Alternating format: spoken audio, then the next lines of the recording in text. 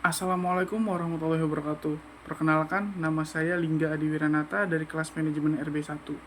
Di video kali ini, saya akan memaparkan kilas balik materi dari mata kuliah manajemen motivasi yang telah saya ikuti pada semester ini yang diampu oleh Bu Primi. Pada video ini juga, saya merefleksi pembelajaran serta merefleksi diri saya. Untuk latar belakang dibuatnya video ini ialah untuk memenuhi ujian akhir semester pada mata kuliah manajemen motivasi. Selain itu, dalam video ini saya akan merefleksikan diri yang mana dari refleksi diri ini memiliki banyak manfaat. Di antaranya, meningkatkan kesadaran diri, mengidentifikasi kekuatan dan kelemahan, belajar dari pengalaman, dapat mengambil keputusan yang lebih baik, mengembangkan keterampilan, serta dapat bermanfaat untuk menjalani hidup yang lebih baik. Lalu, apa aja sih yang akan dibahas pada video kali ini? Ya, saya akan melakukan kilas balik materi mata kuliah manajemen motivasi yang telah dilalui di semester ini. Selanjutnya, saya akan merefleksi diri serta merefleksi pembelajaran. Baik, sekarang saya akan melakukan kilas balik materi-materi yang telah dipelajari. Yang pertama, terkait motivasi kerja, ragam, dan jenis motivasi. Motif dapat diartikan juga dorongan, keperluan, atau keinginan yang tidak perlu disertai perangsang dari luar. Sedangkan motivasi adalah dorongan yang timbul pada diri seseorang secara sadar atau tidak untuk melakukan sesuatu tindakan dengan tujuan tertentu. Motivasi itu terdiri dari dua macam, yaitu motivasi intrinsik dan motivasi ekstrinsik. Yang dimaksud dengan motivasi intrinsik adalah motivasi-motivasi yang timbul dalam diri individu tanpa ada paksaan dorongan dari orang lain, tetapi atas kemauan sendiri dan tidak usah dirangsang dari luar.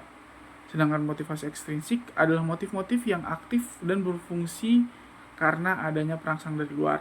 Nah, adapun tujuan motivasi adalah untuk menggerakkan atau menggugah seseorang agar timbul keinginan dan kemauannya untuk melakukan sesuatu sehingga dapat memperoleh hasil atau tujuan tertentu. Untuk motivasi kerja sendiri adalah pendorong dalam diri seseorang untuk berperilaku dan bekerja dengan giat sesuai dengan tugas dan kewajiban yang telah diberikan kepadanya. Selanjutnya, materi pendekatan motivasi. Motivasi menentukan apa yang akan berfungsi sebagai penguatan. Semakin menarik sesuatu yang tampak, maka semakin besar kemungkinan seseorang akan melakukan sesuatu untuk mendapatkannya. Selanjutnya, terdapat berbagai pendekatan terhadap motivasi, di antaranya pendekatan tradisional, pendekatan hubungan manusia, pendekatan sumber daya manusia. Lalu, ada materi macam-macam teori motivasi, antara lain teori hierarki kebutuhan Maslow. Teori ini mengusulkan bahwa manusia memiliki 5 kelompok kebutuhan yang berbeda, yaitu kebutuhan akan rasa aman, kebutuhan akan cinta dan rasa memiliki, kebutuhan akan penghargaan, dan kebutuhan akan aktualisasi diri. Selanjutnya ada teori motivasi pencapaian. Terdapat 3 bentuk teori motivasi pencapaian adalah pencapaian, kekuasaan, dan afiliasi. Lalu ada teori motivasi faktor Higgian-Hexberg dan teori harapan Fromm. Selanjutnya ada materi psikologi organisasi. Psikologi organisasi berfokus pada membantu perusahaan menilai keterampilan, kemampuan, persepsi, dan potensi karyawan untuk mencapai tujuan organisasi sambil berkontribusi pada pengembangan manusia dan profesional mereka. Terdapat manfaat psikologi organisasi. Yang pertama, untuk perusahaan, yaitu untuk mengusulkan strategi untuk memperkuat budaya organisasi dapat berkontribusi untuk menciptakan lingkungan yang sehat yang secara signifikan meningkatkan produktivitas dan komitmen karyawan. Lalu, untuk karyawan, tugas yang dilakukan oleh psikologi organisasi bertanggung jawab untuk membantu memecahkan masalah dengan efisien. Dalam banyak kesempatan, mereka bahkan mendapat bantuan dari karyawan itu sendiri sehingga mereka merasa menjadi bagian dari solusi. Adapun bidang utama psikologi organisasi antara lain, yang pertama itu ada rekrutmen, pelatihan dan pengembangan karyawan, kepuasan dan kehidupan kerja karyawan, evaluasi kinerja, pengembangan dan manajemen organisasi. Alat berharga untuk psikologi organisasi, yang pertama ada penilaian untuk psikologi organisasi, lalu ada inventarisasi kepribadian Hogan atau HPI, dan kuesioner kepribadian pekerjaan. Selanjutnya, ada pembahasan materi mengenai strategi manajemen motivasi. Jadi, meningkatkan motivasi karyawan merupakan kunci keberhasilan organisasi. Dengan pengumpulan data yang teratur, pemahaman yang mendalam tentang motivasi pemimpin, penetapan tujuan yang smart, dan komunikasi yang lebih baik, maka perusahaan dapat menciptakan lingkungan di mana karyawan merasa dihargai, didengar, dan termotivasi. Materi selanjutnya adalah manusia dan kompleksitasnya. Dalam materi ini dibahas mengenai hubungan antara karakteristik biografikal dan kinerja, pengaruh kepribadian terhadap kepuasan kerja, peran persepsi dalam meningkatkan motivasi, kemampuan dalam belajar dan adaptasi terhadap perubahan, pemahaman terhadap tugas dan tujuan sebagai kunci keberhasilan karyawan, hubungan antara kemampuan kerja dan kepuasan kerja. Karyawan yang mampu melaksanakan pekerjaan mereka dengan baik cenderung mengalami tingkat kepuasan kerja yang lebih tinggi. Untuk selanjutnya, materinya adalah riset motivasi, model, dan susunannya. Riset motivasi secara bertahap dikaitkan dengan riset pemasaran tradisional, mempengaruhi dan memperluas persediaan riset, pemasaran, dan prosedur riset. Untuk model-model motivasi antara lain ada model tradisional, model hubungan manusia, dan model sumber daya manusia. Untuk susunan motivasi itu sendiri, antara lain ada tujuan, mengetahui kepentingan, komunikasi efektif, integrasi tujuan, fasilitas, dan teamwork. Selanjutnya, materi aplikasi teknik dan teori motivasi. Jadi, beberapa penerapan teori motivasi antara lain yaitu memberi imbalan finansial berupa gaji maupun upah untuk memenuhi kebutuhan fisik, lalu memberikan kontrak kerja, jaminan pensiun agar karyawan merasa terjamin dan merasa aman, memberikan identitas organisasi agar karyawan bisa merasa menjadi bagian di dalamnya, lalu memberikan imbalan ataupun hadiah uang, promosi, serta pengakuan dalam berbagai bentuk atas prestasi ataupun pelaksanaan kerja yang baik. Selanjutnya adalah refleksi diri dan pembelajaran.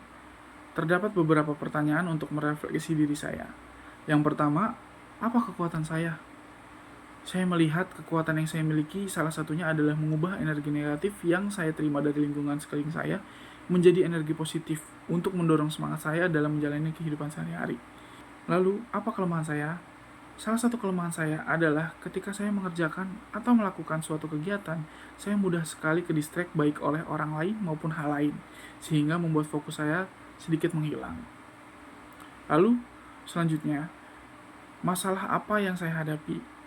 Masalah yang saya hadapi yaitu rasa malas, inkonsisten, serta manajemen keuangan. Selanjutnya, apa yang telah saya capai? Saya telah mencapai salah satu cita-cita dari orang tua saya.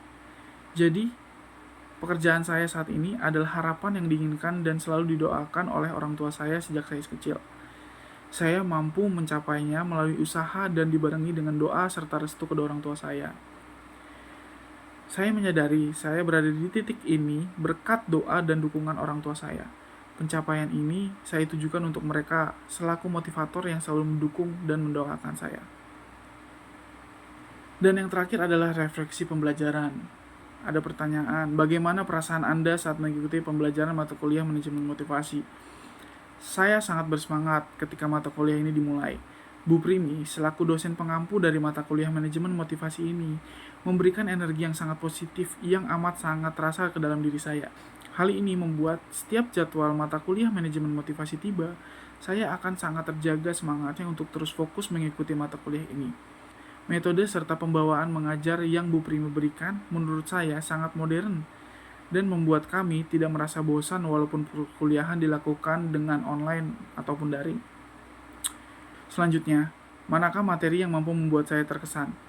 Materi yang membuat saya terkesan ialah materi psikologi organisasi, di mana ada suatu pembahasan mengenai alat-alat untuk melakukan tes psikologi organisasi. Itu sangat menarik untuk saya. Lalu, apa manfaat yang dapat diterima selama proses pembelajaran berlangsung? Manfaat yang saya terima ialah dapat mengetahui lebih dalam tentang materi manajemen motivasi.